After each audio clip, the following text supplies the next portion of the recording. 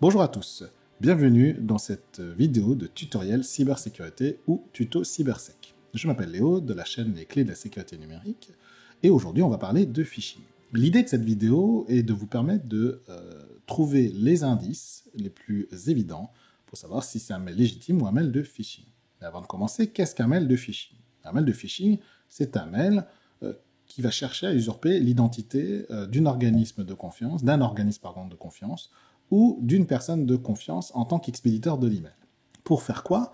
Pour vous inciter à soit cliquer sur un lien dans l'email qui vous renvoie ainsi vers un site web, soit il y a un formulaire dedans, vous allez le remplir et divulguer malheureusement des informations personnelles comme des logins et des mots de passe, comme votre numéro de carte bancaire, etc. Ou vous inciter à installer un programme ou qui va vous faire installer un programme malveillant comme un virus, un malware sur votre ordinateur et en prendre le contrôle. Ça peut être également au travers d'une pièce jointe dans laquelle vous allez cliquer dessus, l'ouvrir et du coup vous allez installer un malware ou un virus sur votre ordinateur. Donc l'idée c'est vraiment d'arriver à éviter ces pièges. Ici, vous voyez ma boîte de spam. Dans cette boîte de spam, vous avez à la fois des mails de phishing, beaucoup de mails de spam et de phishing, mais quelques mails légitimes. Et on va parcourir quelques exemples pour illustrer tout cela. Si on commence par déjà l'exemple ici d'SFR et qu'on clique à l'intérieur, vous allez remarquer immédiatement que déjà la mise en page est extrêmement étrange. Et déjà, ça doit vous faire tilt dans votre tête. Mais ce qu'il faut regarder vraiment et qui est un indice très très important pour savoir si c'est un mail légitime ou un mail de phishing, c'est l'adresse mail de l'expéditeur. Je parle bien de l'adresse mail et pas du nom de l'expéditeur, mais de son adresse mail. Il se trouve en général à côté, ici, présent, et quand vous regardez l'adresse mail, en fait, ce qui est vraiment surprenant, c'est ce qui est après l'arrobase. C'est ça qui est le plus important. C'est ce qu'on appelle le nom de domaine. Et quand ça vient d'un organisme de confiance, eh bien, il faut vraiment regarder cela parce que ça devrait être le nom de domaine officiel de l'organisme qui doit apparaître ici. Donc, à présent, ça aurait dû être sfr.fr. Et ça, c'est extrêmement important. Alors, si vous ne savez pas quel est le nom de domaine officiel d'un organisme, c'est très simple. Vous allez taper le nom de l'organisme dans votre moteur de recherche préféré. Et en général, les premiers résultats, c'est le site officiel de l'organisme, son URL et le nom de domaine légitime de l'organisme. Si c'est un expéditeur personnel, quelqu'un que vous connaissez, ça devrait être son adresse personnelle de mail qui doit être dans cette adresse mail d'expédition. Donc ça, c'est vraiment, vraiment distinctif. C'est très coûteux pour un cybercriminel d'usurper parfaitement un nom de domaine. C'est possible, mais c'est très compliqué. Et donc, en général, pour le grand public, vous verrez des emails qui ressemblent à cela.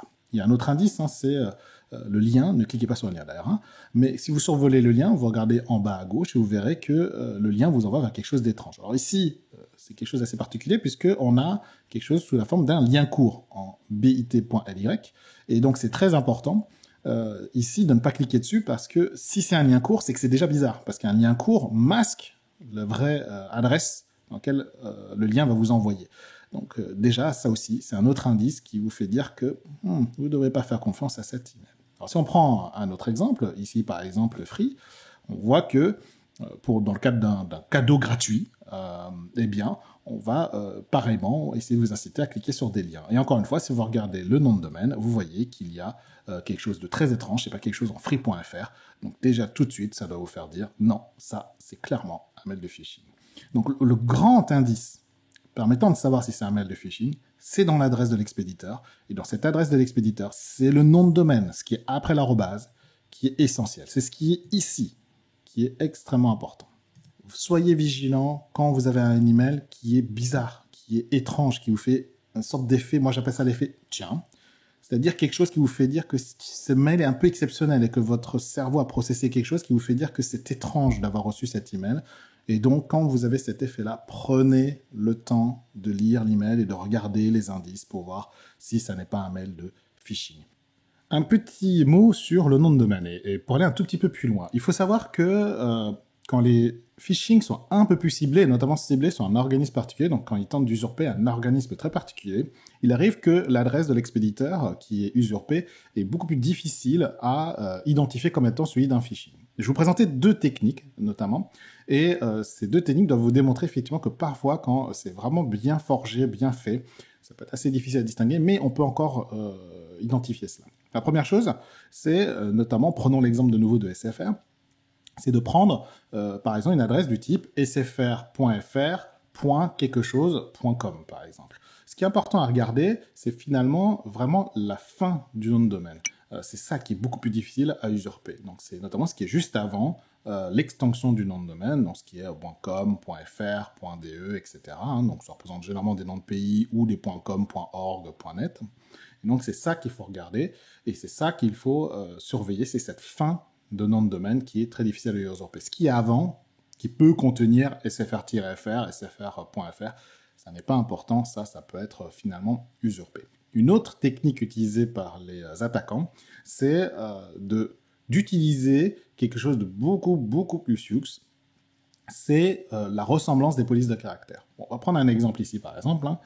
Je vais écrire un texte, et prenons l'exemple, par exemple, de LCL. LCL, on peut l'écrire comme ça, lcl.fr, et là, on l'utilise, bien sûr, normalement. Mais si je tape ça,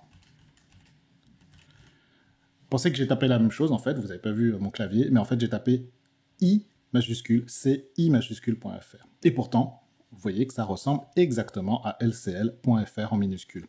Donc ça, c'est vraiment une des subtilités très fortes, c'est que les pirates informatiques vont tenter d'acheter des noms de domaine, puisque ça s'achète, pour essayer de ressembler par rapport au nom de domaine officiel de l'organisme. Alors, bien entendu, LCL et plein d'organismes, grands groupes et plein d'entreprises ont une surveillance des noms de domaine pour justement les faire tomber, les surveiller. Donc, il ne faut pas trop s'inquiéter là-dessus pour les grands organismes. Mais bon, voilà, pour les entreprises un peu plus modestes, c'est un peu plus difficile de surveiller toutes les possibilités de noms de domaine achetables.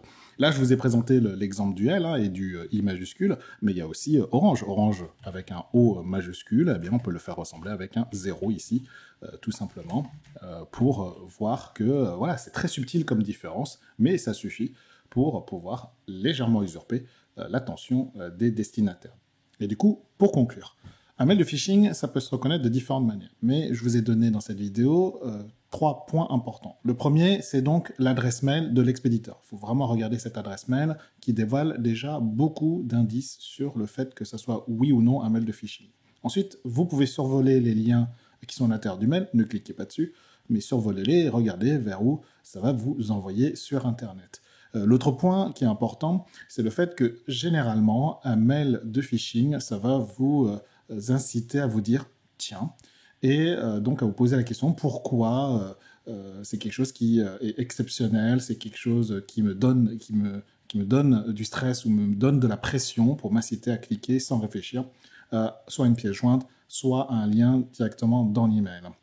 Et une dernière chose, même si c'est un mail légitime, moi je vous invite vraiment à aller directement sur le site web officiel de l'organisme plutôt que de cliquer dans le lien de l'email parce que voilà, si c'est une information officielle, vous allez dans votre espace client, vous allez dans votre compte, service de compte du site internet de l'organisme et normalement quand vous vous connectez dessus, cette information doit se retrouver dans votre espace client, dans votre compte. Voilà, c'est normalement, naturellement comme ça que ça se passe si vous avez gagné un cadeau, si vous avez droit à différents remboursements ou si vous deviez payer quelque chose. Voilà, j'en ai terminé avec la vidéo et le tutoriel. J'espère que ça vous a plu. N'hésitez pas à mettre un pouce bleu et à partager la vidéo si ça vous a plu, si ça peut aider le plus grand nombre. Et on se retrouvera pour un prochain tutoriel dédié aux cookies. Voilà, tchuss!